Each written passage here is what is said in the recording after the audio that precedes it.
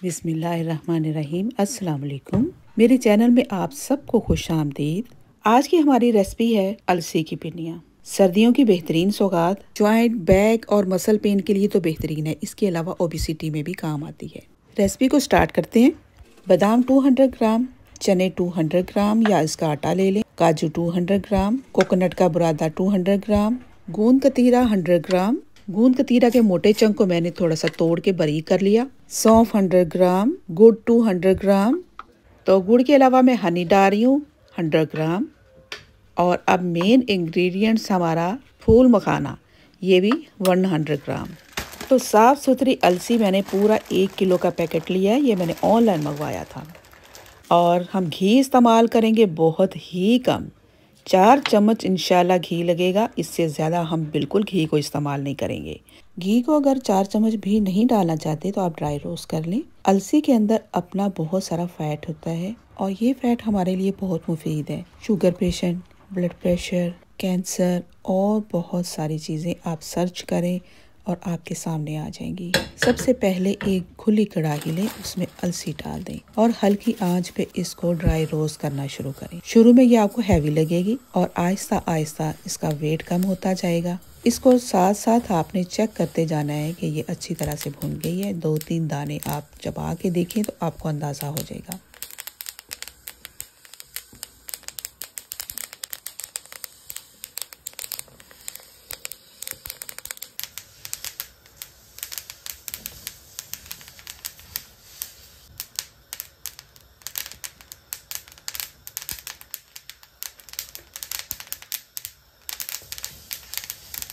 Channel पर अगर आप नए हैं तो चैनल को विज़िट करें।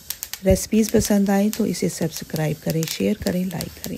एक मेरी वीडियो पहले भी मौजूद है मेरे चैनल पे पंजीरी के नाम से, आप उसे भी विज़िट करें, इंशाल्लाह आपको पसंद आएगी। यहाँ बड़ी सुपर मार्केट्स में इसको एज अ स्नैक्स पैकेट्स में पैक करके रखा होता है साबुत दानों को। इसको आप एक दफ़ा खा के देखें, इसके फ़ायदे आपको खुद ब खुद ही नज़र आना शुरू हो जाएंगे। अलसी हमारी डन है। इसको अलग से एक ट्रे में निकाल लिया और कढ़ाई को दोबारा खाली कर लिया। इसमें बिल्कुल छोटी 1 चमची मैंने डाली है घी की, आप देख सकते हैं। और सबसे पहले मैं इसमें गूंद कतीरा को फ्राई करूंगी।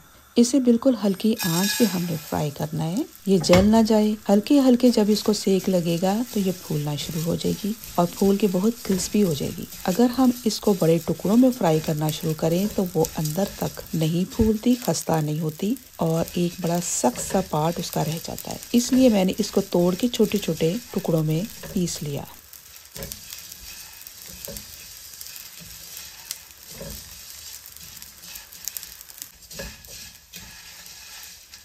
ये क्योंकि बहुत ही मज़ेदार और क्रिस्पी होती है तो इसको मैं ग्राइंड नहीं करूँगी। थोड़ा सा इसको यहीं पे क्रश कर लेंगे और कुछ इसके पार्ट में रहने दूँगी जो साबुत ही रहे। किसी बेलन या किसी भी चीज़ के साथ आप इसको थोड़ा सा इस तरीके से मैश कर लें।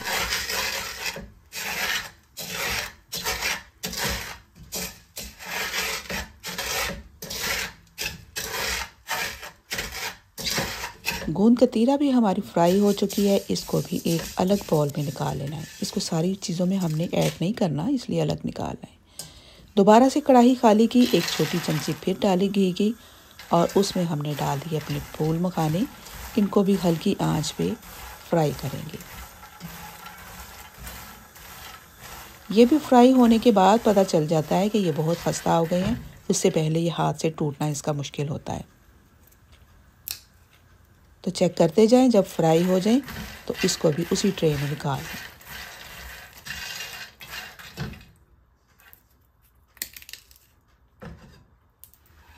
कढ़ाई को हमने फिर से क्लीन कर लिया और छोटी चमची एक और डाल दी देसी घी की। ये हमारा तीसरी छोटी चमची है। इसमें हमने अपने डाल दिए आलमंड और उनको भी हल्की आंच पे इसी तरह फ्राई करना है। ये हल्के से जब फ्राई होंगे तो साथ ही हमने इसमें डाल दिए काजू, उनको भी फ्राई कर लिया।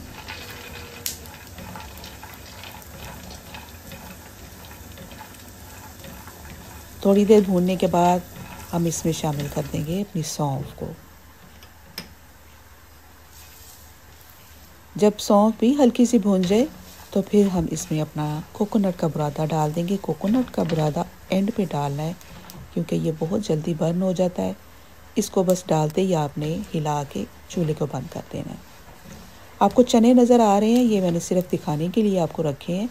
मैंने भुने हुए बगैर छिलकों के चने पहले से पीस के रखे हुए हैं। तो यहाँ चनों की जगह मैं वो पिसा हुआ 200 ग्राम आटा डाल दूँगी। इस स्टेज पे आपने चने भी डाल देने अगर आपने भून के पीस के नहीं रखे हुए। यहाँ मैंने आटा डाल दिया इसका, जो कि मैंने पहले रेडी करके रखा हुआ था। उसको भी थोड़ा सा हिला लिया, चूल्हा मैंने बंद कर दिया हुआ है। इन सारी चीज़ों को अब मैंने इकट्ठा कर देना है, सवाए गूंद कतीरा के। गूंद कतीरा मैं चाहती हूँ कि वो थोड़ा सा दांतों के नीचे आए तो अच्छी लगेगी, क्रिस्पी सी और मज़ेदार लगेगी। चनों को मैंने हटा दिया है और उसकी जगह मैं आपके सामने डाल चुकी हूँ चनों का आटा। अब इन सब चीज़ों को मैंने वार्म कर लिया है, पीसने में आसानी होगी। पीसना बहुत मुश्किल है, ये हर खातून खाना को पता है। कभी हमारी ग्राइंडर नहीं चल रही, कभी हमारे ब्लेड को कुछ हो गया है। अल्लाह, बड़ी मुश्किल से ग्राइंड तो कर लिया मैंने सारी चीज़ों को। अब मैं इसमें शामिल कर रही हूँ अपनी गूंद कतीरा को और हर चीज़ को हमने अच्छी तरह से मिक्स कर देना है। अल्लाह हमारे पेरेंट्स को जन्नतुल फरदौस में जगह दे। अम्मी बनाया करती थी हमारे लिए पंजीरी। एक तो बच्चा बॉर्न होना, ऊपर से जब पंजीरी बना लेनी, मैं तो कभी भी नहीं खाती थी, कोई भी नहीं खाता था। हम तीनों बहनें, वो पड़ी रहनी या तो किसी को दे देनी या उसको फंगस लग जानी। आज एहसास होता है कितना मुश्किल है ये पंजीरियाँ बनानी। हमारी माँ ने हमारे लिए कितनी ज़्यादा एफर्ट की है। सारे पाउडर को मैंने एक बड़े देगचे में डाल दिया ताकि मिक्सिंग में आसानी हो। एक अलग से फ्राई पैन लिया, उसमें हमने चौथी अपनी चमची देसी घी की डाली और कटे हुए आलमंड डाल के उनको हल्का सा फ्राई कर लिया। ये आलमंड सिर्फ डेकोरेशन के लिए हैं। तो टोटल देसी घी हमारा 3 चम्मच लगा है पंजीरी के अंदर। और ये समझे कि आलमंड के लिए मैंने चौथा चमचा डाला था, जो आप ना चाहे तो ना डालें। आलमंड क्योंकि कच्चे थे, बैक्टीरिया ख़त्म करने के लिए इनको फ्राई किया ताकि हमारी पिन्नियाँ देर तक चलती रहें। चले जी, सारा कुछ हो गया अलग। अब हमने अपनी कढ़ाई में डाल दिए 2 कप पानी के। इसमें ऐड कर दिया अपना गुड़ और 3 चम्मच भर के, खाने के 3 चम्मच हैं ये, भर भर के डाल दिए हनी के। चीनी इस्तेमाल ना करें, एक तो हमने पिन्नियाँ अपनी सेहत के मद्देनज़र बनानी है। शुगर के पेशेंट हैं तो ये गुड़ और ये हनी भी उनके लिए इतना अच्छा नहीं है, ये कम से कम इस्तेमाल करें। बाकी चीनी का इस्तेमाल तो बिल्कुल ही ना करें। आप चाहें तो इन सब की जगह मीठा करने के लिए खजूरों को पीस के वो भी डाल सकते हैं। अब इस शीरे को हमने शामिल कर दिया अपने पिसी हुई सारे इंग्रेडिएंट्स में और जल्दी जल्दी से इसको मिक्स कर लिया। ये ठंडा होता जाएगा तो इसको बाइंड करना मुश्किल होगा, पिन्नियाँ नहीं बनेगी। गरम गरम को बनाना है हमने जल्दी जल्दी, तो पिन्नियों की शेप आपने फिर उसके बाद बनानी है। अभी देखते हैं क्या होता है।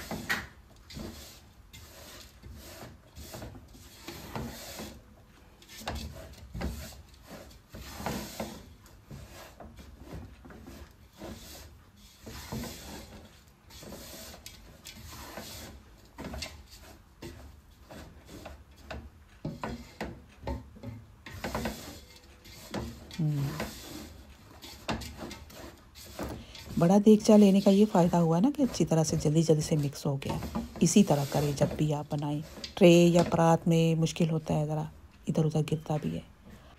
पिन्नियाँ एक ही साइज़ बनाने के लिए मैंने एक छोटा सा पौवा लिया, उसके ऊपर मैंने छापर को चढ़ा दिया। इसका ये फ़ायदा होगा कि आसानी से ये निकल जाएगी।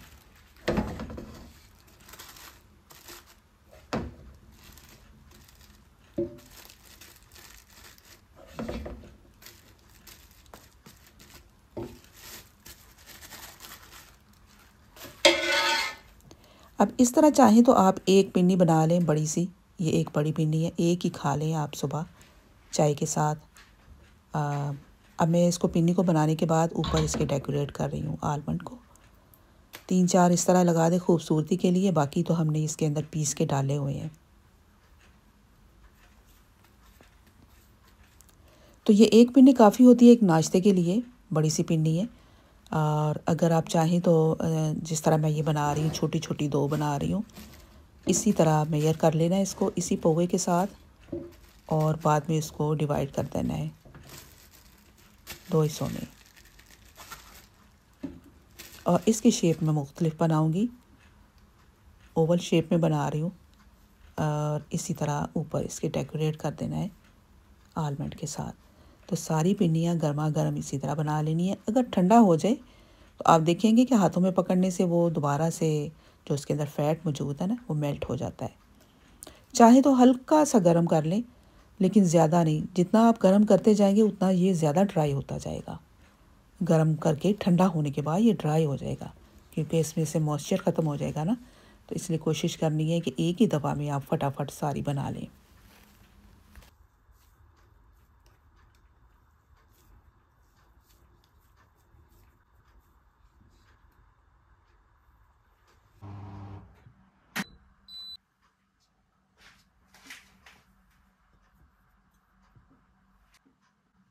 पिनिया हमारी सारी रेडी हैं। इसका हुस्न जमाल दिखाने के लिए आपको मैं ऊपर नीचे इधर उधर से कैमरा घुमा के दिखा रही हूँ। और इनको मैं बॉक्सेस में बंद करके रख दूँगी, और कुछ मैं अपनी बेटी को साथ दूँगी जो कि शेफील्ड में अपनी स्टडी कर रही है। तो ये बहुत फ़ायदेमंद है। 2 खा लिया करें, 2 खाने से पेट बिल्कुल फुल हो जाता है, बड़ी देर तक भूख नहीं लगती। मुझे उम्मीद है आपको पसंद आएगी मेरी रेसिपी। जाते जाते हम्बल रिक्वेस्ट कि मेरे चैनल को सब्सक्राइब करें। अगर सब्सक्राइब कर दिया है तो शेयर करें, लाइक करें। Thank you. अल्लाह हाफिज़।